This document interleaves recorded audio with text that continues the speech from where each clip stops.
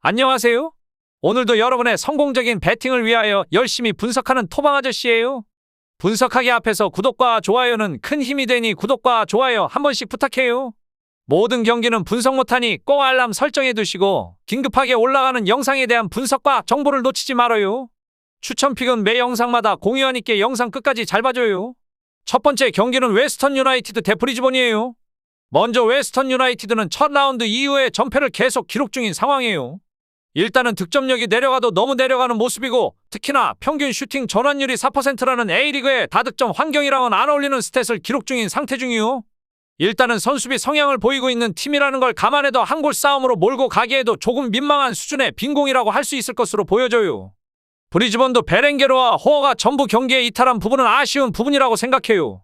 그렇지만 골키퍼의 선방과 기본적인 안정감을 바탕으로 애들레이드도 무실점으로 막아내는 등 밸런스가 괜찮게 나오고 있슈.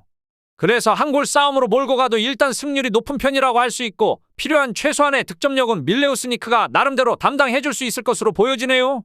결론부터 말하자면 두 팀이 공격에서 고민이 많이 있는 것으로 보여요. 그렇지만 최소한의 능력치를 보일 수 있는 팀은 브리즈번일 것으로 예상이 되고 처음에 브리즈번이 밸런스가 괜찮은 팀이기 때문에 한 골 싸움으로 갔을 당시에 승률도 전반적으로는 괜찮게 나오는 모습이에요. 그렇기에 이번 경기에서는 브리즈번의 승리와 언더를 추천하는 경기예요. 두 번째 경기는 웨스턴 시드니 대 애들레이드예요. 먼저 웨스턴 시드니는 보렐로가 없어서 걱정을 다소 했는데 안톤손이 2, 3회에 터치만 갖고 두 골을 얻어내면서 활약에는 커다란 문제를 보이지 않은 모습이에요. 물론 박스 안에서의 수비가 조금 아쉬운 부분이 있긴 하지만 지난 시즌부터 웨스턴 시드니의 수비는 나름 높은 평가를 받은 모습을 보여줬슈. 처음부터 지난 경기 상대 멜버른 빅토리가 슈팅을 만드는 능력은 굉장히 좋은 팀인 상태예요. 다음 애들레이드의 활약은 굉장히 좋은 모습이 이어지고 있는 상황이에요.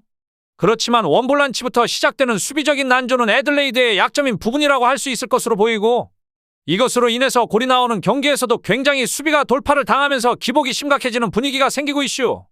거기에다가 밸런스가 괜찮은 브리즈번을 상대로는 무득점으로 끝이 나기도 한 모습이었는데 웨스턴 시드니가 지난 경기에서 다소 불안정하긴 했지만 기본적으로 실점 통제 페이스는 나쁘지 않은 모습이에요. 웨스턴 유나이티드는 지난 경기 불안정한 모습이긴 했어도 기본적으로 수비적인 페이스에선 평가가 좋은 쪽으로 속하고 있는 상황이에요. 애들레이드의 활약이 괜찮다 하긴 해도 밸런스가 좋은 팀들을 매우 확실하게 공략하는 양상은 못 보였다는 부분이 크게 나타날 것으로 보여요. 그렇기에 이번 경기에서는 웨스턴 시드니의 승리를 추천하는 경기예요. 세 번째 경기는 제노아 대 유벤투스예요. 먼저 홈팀 제노아는 가진 플랜으로는 공격적으로는 유벤투스를 공략하기 어려워요. 레테기가 떨구면 구드문드 손이 이를 주워먹는 식인데 적어도 유벤투스가 스리백의 안정감이나 박스 수비에서는 큰 누수가 없는 상황으로 보아야 할 것 같아요. 이 팀의 전술 특성상 측면에서의 공간을 꽤 내줄 수밖에 없는데 유벤투스의 주요 공격 루트가 측면이라는 점도 주목해야 할 듯해요. 다음 원정팀 유벤투스는 알레그리 감독이 이달에 감독상을 타슈. 일단 결과는 잘 챙겨오고 있다는 것이지만 다만 내용은 여전히 재미가 떨어지는 것이 사실이에요. 중원에서 빌드업을 도맡을 선수가 없어서 측면에 의존해야 하는 양상은 여전히 반복되고 있는 상황이에요. 지난 경기 나폴리전 결승골도 가티의 헤더였을 정도였고 그나마 그렇게 골을 우겨넣으면 스리백의 안정감으로 지키면서 승점을 따오는 양상은 보여주고 있어요. 결론부터 말하자면 유벤투스가 신승하는 시나리오를 그려볼 수 있을 듯해요.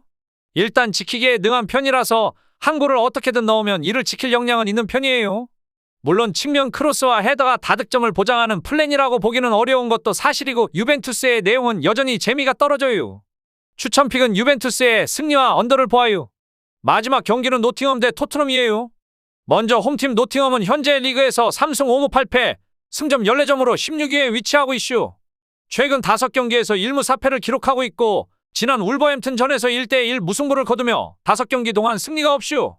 노팅엄의 부상자 명단에는 아오니 선수가 등록되어 있고 최근 상당히 흔들리는 모습이에요. 감독의 경질설까지 대두되고 있는 상황이며 최근 12경기에서 1승밖에 거두지 못하고 있슈. 최근 실점이 많으며 공격은 터지지 않고 있어요. 다음 원정팀 토트넘은 최근 팀 선수들 부상으로 인해 어려움을 겪었슈. 속속 부상 선수들이 복귀들 하면서 팀 전력에 큰 활력을 불어넣고 있어요. 토트넘은 데스티니 우도지 선제골과 히샬리송 선수 멀티골 그리고 손흥민 선수 PK 득점을 포함 홈에서 뉴캐슬 상대로 4대1 대승을 이끌었슈. 손흥민 선수는 한 골 2도움을 기록하면서 3개의 공격 포인트를 기록했으며 올 시즌 2자릿수 득점까지 달성하면서 맹활약상을 보여줬슈. 득점 순위에서도 3위를 달리고 있는 손흥민 선수는 올 시즌 전반기에서 10골을 달성한 만큼 아시안컵 전까지 공백 기간이 생길 수 있고 득점 순위에서는 조금 밀릴 수도 있을 것이며 토트넘은 최근 부진을 씻어내며 뉴캐슬 상대로 기분 좋은 승리를 따냈으며 이번 노팅엄 원정에서 2연승에 도전해요. 현재 토트넘은 리그 5위권을 기록 중이며 16위 노팅엄 원정에서 과연 2연승을 따낼 수 있을지에 관심이 가요.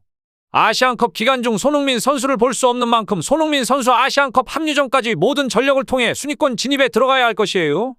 결론부터 말하자면 노팅엄의 홈이지만 최근 분위기가 좋지 않으며 경기력 차이도 크게 힘들 것으로 보여요. 토트넘은 기세를 몰아붙일 것이며 막강한 공격력으로 골을 넣을 확률이 높아요. 추천픽은 토트넘의 승리를 보아요. 전체적으로 추천은 드리지만 조합픽을 원하신다면 구독과 좋아요 눌러주시면 감사해요. 배팅하시는 데 도움이 되셨다면 구독과 좋아요 부탁드려요. 영상 시청해주셔서 감사해요.